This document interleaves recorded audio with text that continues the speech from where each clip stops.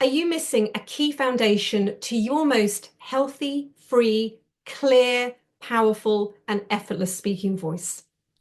On today's video, I want to share something that I literally work with every single client on. Universally, I work with clients around the world, every continent, and it doesn't matter what your accent is, it doesn't matter what your dialect is, it doesn't matter what your native language is, because this is a foundation for how the voice optimally wants to function. So if you would like to find greater ease, greater freedom, greater clarity and power, then stay tuned for this video today. But before I get going, if you're new to my channel, welcome. My name is Anuska Taylor, and I'm a voice coach. I'm also a Jungian depth coach using the profound work of Swiss psychologist Carl Jung. And I actually blend these two in a way to really help people have a deep and profound shift and transformation with their voice, because my philosophy is the voice is an outer expression of your inner world. Meaning your vocal habits are not random, they are there in some way to emotionally protect you. So we have to go within to create the voice without. But I look at both, I look at the technique and the function, as well as the emotional, psychological aspects of voice. So if you enjoy going a bit deeper with the voice, please do consider subscribing. And if you enjoy my videos, please also like, comment, and share. So I've been coaching now for over 15 years. And as I said, I've worked with clients around the world, every continent. And pretty much without fail, universally, there is a total misunderstanding in how the voice really optimally functions and how it optimally wants to work. Because most people, and this is even people that would consider themselves a professional speaker, will really think about their voice as being in their throat. And I understand why you might think that, because your larynx is in your throat and that's where your vocal folds are and that's where you create the sound waves, etc., etc. But the problem is when you are very throat centric with your voice, that's when you push your voice. That's when you struggle with projection. That's when your voice is mumbled and muffled. That's when you're more likely to have raspiness and croakiness. That's when you're really going to struggle to effortlessly power and project your voice. It is never going to function well when you are trying to push it from your throat. And this is the biggest mistake I see with people across the board, male, female, every continent. And it makes sense because, as I said, the larynx is in the throat. But what I want to share with you today is really to sort of forget about your larynx as in your throat and forget almost about your throat as being part of your voice, which I know might sound really stupid. And I'm obviously oversimplifying this. When I work privately with people, I can go into a lot more depth. But I want you to start to see your voice is at the end of your lips. Your voice is here, it's not here. But we drive the voice from that deeper place by engaging the belly, but we almost bypass the throat. And we are really focused on getting the voice forward, getting the voice to the front of your instrument. And that is where it's going to work better, it's going to feel better, it's going to sound better. You will have more access to greater clarity, to greater power, to more resonance, to more richness. And as I said, when you are focused on the voice in your throat, you really have to work very hard to get your voice out. This is where people experience a lot of fatigue and tiredness, strain, tension, raspiness, croakiness, running out of breath, like you name it, everything. All the problems that you probably might perceive you have with your voice are, I guarantee, because you are focused on your throat as being your voice. So I want you to, from today, forget about this. Drive the breath from that deeper place by engaging your belly. But I want you to really think about your voices at the end of your lips. I'm going to give you some exercises in a minute. You can start to sort of feel this, because for a lot of people, and again, coming back to the psychology, when we have a fear of expression, when we have a fear of being heard, fear of being seen, fear of taking up space, being in the limelight, unconsciously, we will suck our voice back into our throat. And then we're trying to push our voice out from that place, but it just does not work. And then you overcompensate, you push the voice, and then you wonder why you're losing your voice. It's fatiguing really easily. You can't project it. You are relying on a mic all the time to get your voice out, versus you have this incredible inbuilt amplification system if you know how to use it. And I'm not saying don't use a mic. I'm just saying a lot of people rely on it because they haven't really learned how to use this incredible inbuilt instrument. So we call this forward placement or forward resonance. And singers sometimes hear of it like singing into the mask. But it's really this idea that we want this vibrancy and this almost like buzz around the lips, even a little bit around the nose, but really around the lips when you're speaking as much as possible. And this is what actors are trained to do. This is why they have that resonance and that richness in their voice, because they are trained to bring the voice forward. So almost think about your voice as kind of coming up and out. And it's really the opposite to what most people do, because they think their voice is here and I just need to push it out from here, but it's never going to work.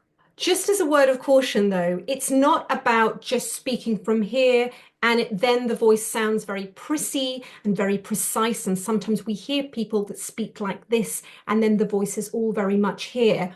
We want to actually access all the layers of resonance in the voice, but it starts from bringing the voice forward. But we do want to bring in that sort of chesty resonance. We do want to bring in that heady resonance. And then they all beautifully converge into this sort of layer of sound. And this is really what resonance is, like layers of harmonics. And that's what makes your voice sound engaging. So we're not just speaking up here and the voice is all very thin, or speaking down here and the voice is all very heavy. We actually want it all to kind of converge to create this beautiful, rich sound. But it starts with forward resonance, because if you're speaking in the back of your throat, you are never going to get any power, any clarity, any real freedom or ease in your voice, regardless of accent. So this is a big part of what I do in terms of the vocal training side with clients, because it is a process. It's not going to change overnight. If you are used to sucking your voice back into your throat, and you might not even know you do it until after today's video, but it's so habitual for so many people that they don't even know that they're doing it, yet they are struggling with their voice. So I'm going to give you a few things you can do and you can play around with and start to sort of try and see if you can at least start to feel your voice more forward. So one exercise I love to use with clients is the straw phonation. The reason I like the straw is it kind of forces the voice forward. It sort of does a lot of this work for you. So remembering that any time now you make a sound, whatever the sound is, you want to engage the belly. So we're still driving the breath from deeper in the body. We're driving the breath up and forward to really power the voice. So we're not just speaking from here, it's a full body instrument. So you can get a straw. Now, I'm not going to go into a lot of depth. I've done a whole video on straws because different lengths, different diameters have different effects on the voice. But for the purposes of today's video, because this is about forward resonance, I want you to just grab a straw, a drinking straw like this, a very common length diameter straw. And I just want you to make a very easy ooh sound through the straw. Ooh, ooh. Really important that you engage the belly as you do this. But also, because this is about forward resonance, make sure you feel the airflow at the end of the straw. Ooh, ooh, ooh. That's how you know that the voice is forward, because you will feel the airflow at the end of the straw. A couple of things to focus on, as well as engaging the belly as soon as you make the sound. Make sure your lips are sealing the straw. So you're not like, there's not air escaping. But also make sure your chin is horizontal to the ground. So you're not playing a recorder, you're not playing it like that or like that. So the straw is horizontal to the ground.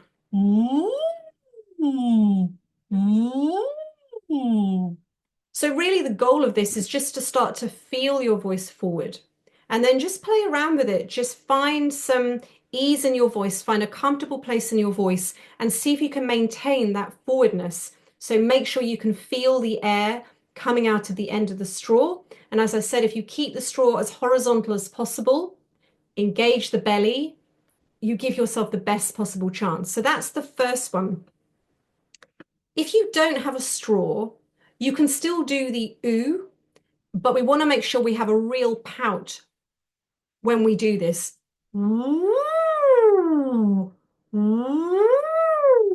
You almost hear an air disturbance.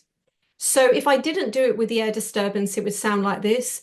Ooh, ooh. But we want to really funnel the sound forward. So make sure you can almost hear the air being disturbed.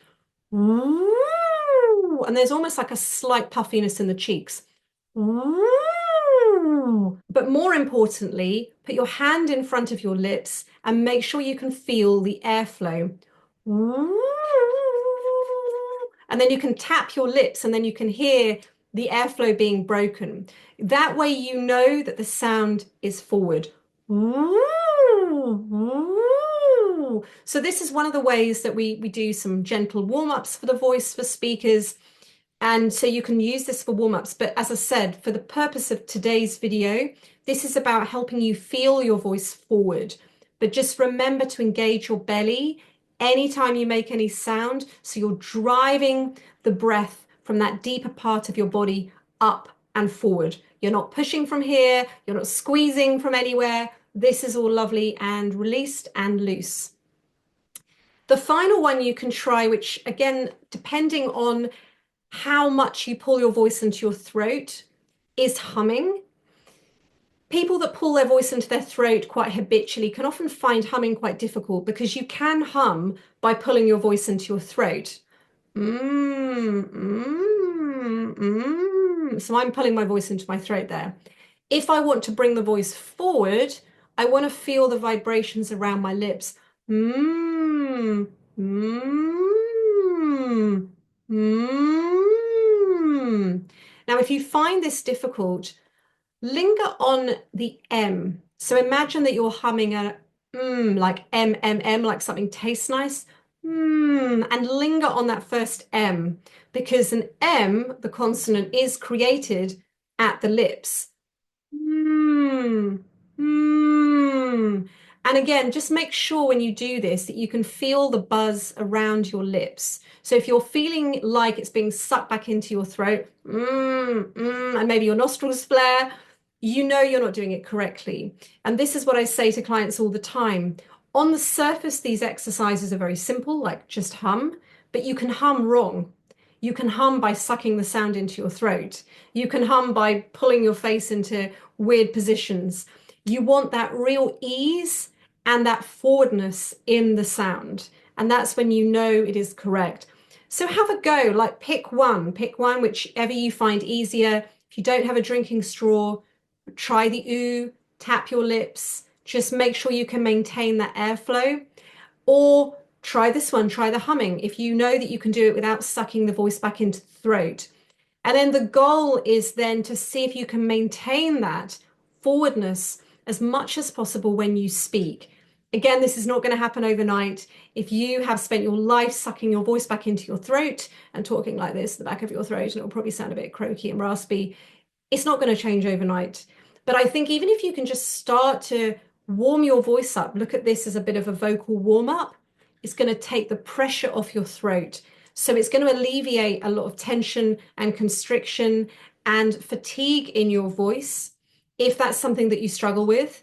But as I said, the long-term goal with all of this is just becomes your default way of speaking. And then you have real control over the power, the clarity, the effortlessness, the vibrancy in your voice. And then you can really start to access the full resonance and richness in your voice. It's just not possible if you are sucking your voice back into your throat.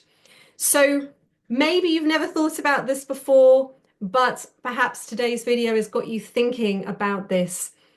As I said, this is a process. And also, as I said, our vocal habits are driven very emotionally. They're driven from our protection, how we want to feel safe and secure in the world. So, if you grew up and it wasn't safe to be heard, sucking your voice back into your throat was a way to stay safe. So if you don't address and integrate emotionally what that vocal habit is doing for you to keep you safe, even if I gave you all the exercises in the world, you would still find a way to sabotage yourself, or you just wouldn't do them correctly, so you wouldn't get the result. So this is where I work with clients across 8 months who are really ready for this deep and profound transformation, not only in their voice, which becomes the byproduct, but really in how they feel about themselves at the deepest level, because then you show up in your power. You feel truly confident from an authentic place, not a trying to feel confident, fake it till I make it, but this true confidence. And I promise you, when you come from that place, your voice will actually follow. Your voice follows your thoughts, your beliefs, where your mind is at. So we have to do both. So if you're ready for this deeper transformation, I would love to speak to you. You can book a 30-minute voice consult with me, and we can talk about how I can support you on this incredibly transformational and powerful journey. But I hope this has been helpful. Do let me know in the comments how this goes, and I'll see you on next week's video.